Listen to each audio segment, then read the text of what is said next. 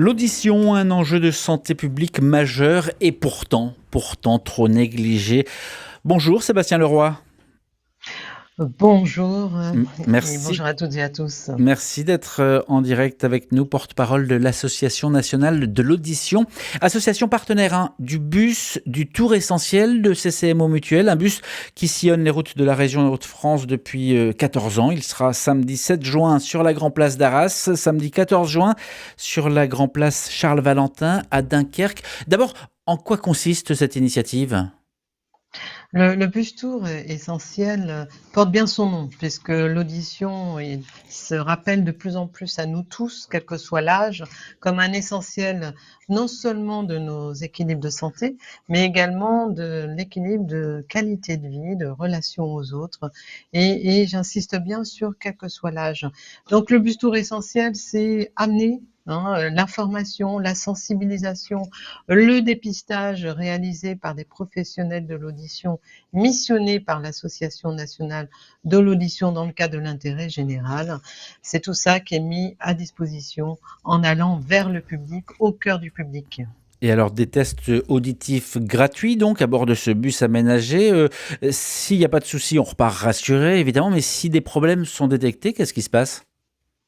Effectivement, lorsqu'un problème, une suspicion dans ce cadre-là, puisque seul le médecin ORL en cabinet médical ou en service ORL est habilité à diagnostiquer la perte auditive, dans le bus, s'il y a une suspicion de perte auditive ou d'un problème acouphène ou autre repéré, bien entendu, une orientation vers le médecin spécialiste qui est le médecin ORL. Cette année, la mutuelle a mis l'accent sur les risques liés aux jeux vidéo et à l'utilisation des casques audio. Quels sont les dommages particuliers liés à ces nouvelles habitudes ?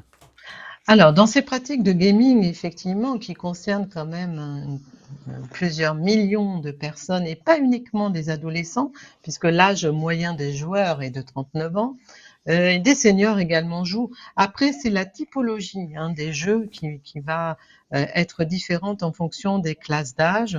Bien entendu, les dangers viennent toujours un petit peu du même endroit, c'est-à-dire de l'écoute prolongée du son des jeux via les casques et également de la puissance sonore dans ces Mais, casques. mais rassurez-moi, alors je ne vous vois pas, mais vous pouvez me voir, j'ai un casque audio sur les oreilles pour pouvoir vous écouter. Est-ce qu'il y a forcément danger d'utiliser un casque ? Alors, le danger, il vient pas du casque en lui-même, il vient de notre mode de consommation du son dans le casque, c'est-à-dire la durée et le volume de puissance. C'est les deux critères de risque. Et malheureusement, effectivement, que ce soit dans les loisirs ou autres, la puissance est souvent présente et souvent présente de longue durée. Et notamment chez les gamers, on s'est rendu compte qu'il y a quand même une classe d'âge qui est la plus en danger, les 18-24 ans. Les 18-24 ans, justement, est-ce que par exemple ils répondent présents à ces moments de sensibilisation ou est-ce qu'ils ne se sentent pas concernés ? Alors, il y a un grand paradoxe. Ils sont présents, ils sont conscients, ils ont intégré dans le parcours au collège, au lycée, les professeurs et les infirmières médicales indiquent les risques et surtout les effets suite à des consommations malheureuses. Et donc, ils ont intégré qu'effectivement, les petites cellules sensorielles de l'oreille peuvent disparaître à jamais. Et donc mais ils viennent avec la boule au ventre. Donc il faut aussi les rassurer. Et le dépistage est aussi là pour rassurer, quoi qu'il arrive, qu'on ait à l'issue une suspicion ou non. C'est comme le bilan sanguin, le bilan dentaire. C'est quelque chose à intégrer aujourd'hui dans son hygiène de santé et dans son parcours de santé régulier. Mais justement, c'est à intégrer. Mais quelles sont les précautions peut-être basiques, les conseils ? Alors déjà, les conseils, puisque aujourd'hui les modes d'écoute sont vraiment facteurs de risque, qui expliquent quand même la montée, la croissance des phénomènes d'acouphènes au sein de la population générale.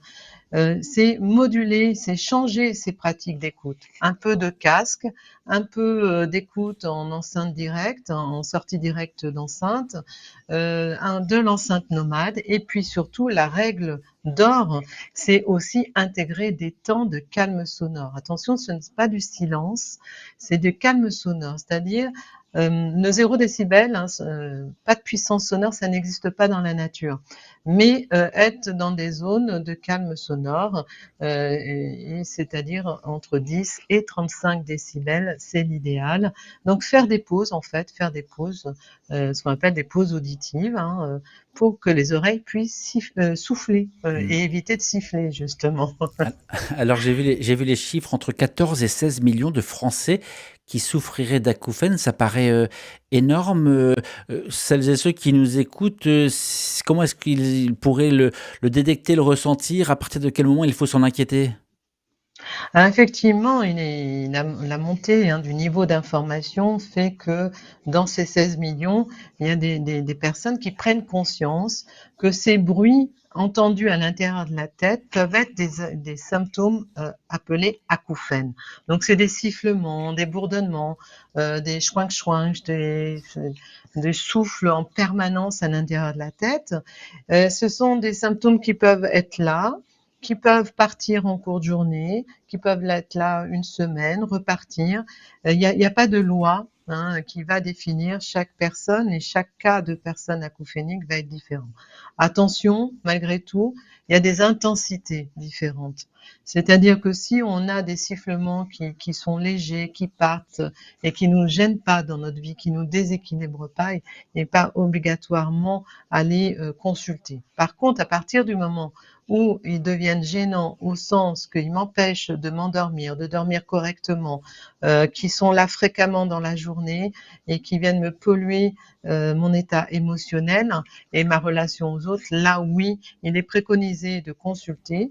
On sait aujourd'hui réaliser les diagnostics, hein, les examens cliniques nécessaires pour évacuer toute cause de pathologique au niveau de l'oreille interne et accompagner. Mais il faut passer par la case départ qui est le médecin ORL. Le médecin ORL. Est-ce qu'une personne qui aurait tendance, quel que soit son âge, hein, à faire par exemple répéter son interlocuteur est une personne en danger? Ah, effectivement, c'est un des indicateurs de faire répéter régulièrement. Bien souvent parce qu'on vit dans une vie où l'environnement sonore, l'environnement bruyant est assez présent, omniprésent.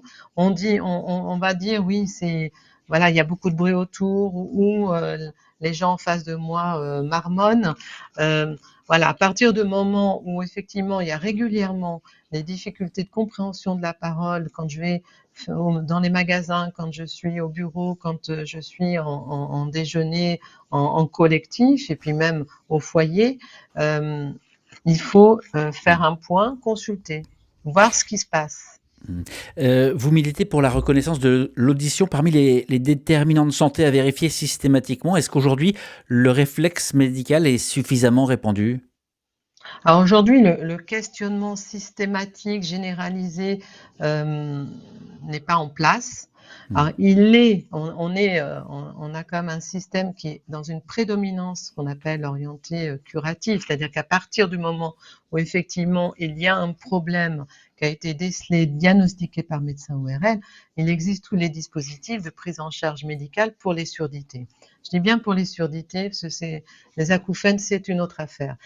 Mais l'association milite pour qu'effectivement, aujourd'hui, compte tenu du fait environnemental, c'est-à-dire la présence et l'omniprésence du bruit, des modes de consommation de son, donc le comportemental, nous souhaiterions qu'effectivement, dès que vous consultez votre médecin traitant parce que vous êtes fatigué, des maux de tête, etc., qu'on pense Mmh. à dans le tableau de bord à questionner nos pratiques d'exposition sonore et les effets auditifs, mais c'est aussi extra-auditif du bruit. Sébastien Leroy, porte-parole de l'Association nationale de l'audition, interview à retrouver en intégralité sur la page YouTube d'RCF Hauts-de-France.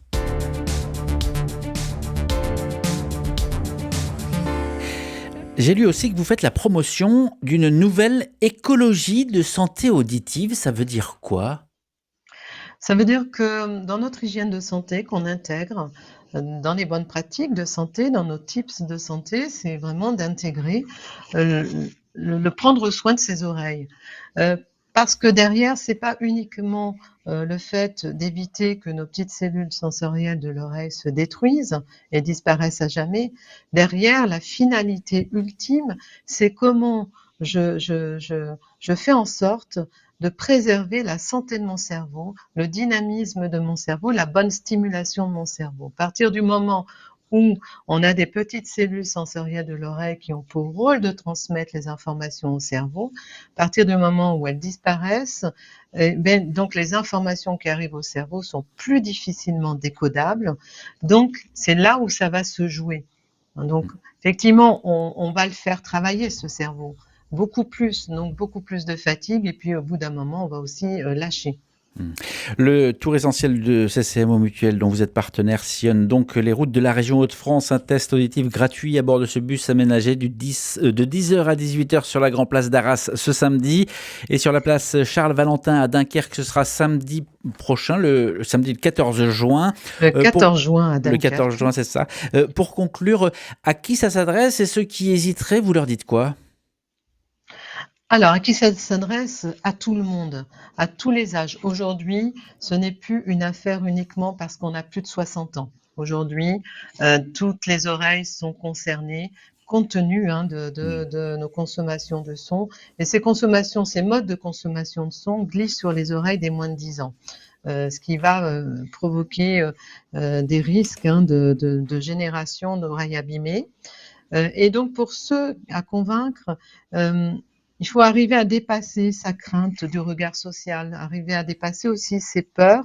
Aujourd'hui, pour la bonne santé de notre cerveau, il ne faut pas trop attendre si vraiment on se questionne. C'est ça la finalité ultime en santé publique aujourd'hui, la bonne santé du cerveau. Puissiez-vous être entendu. Un grand merci Sébastien Leroy, porte-parole de l'Association nationale de l'audition, d'être passé en direct sur RCF Hauts-de-France. Un grand merci à vous. Voilà.